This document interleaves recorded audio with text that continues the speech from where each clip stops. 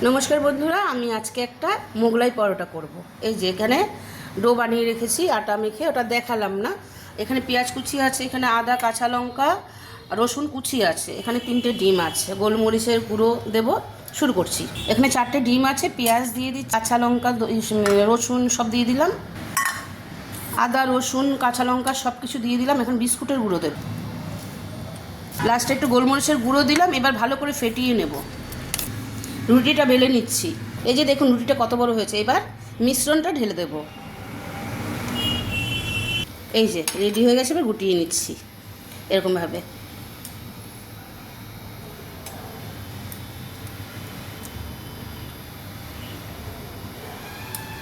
প্যানে দিয়ে দিলাম। এবার এপিট ওপিট করে ভেজে নিচ্ছি।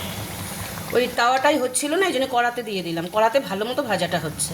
মোগলাই পরোটা ভাজা হয়ে গিয়েছে, একটু তেলটা ঝরিয়ে তুলে নিচ্ছি। কি সহজ বলুন তো, বাড়িতে করে নিলেই তো হয়, আবার দোকানে যাওয়ার কি দরকার। দেখুন একটু কেটে দেখিয়ে দিচ্ছি, দেখুন কেমন হয়েছে। দারুণ না? তাহলে এইভাবে বাড়িতে বানিয়ে নেবেন। এখন এই অবধি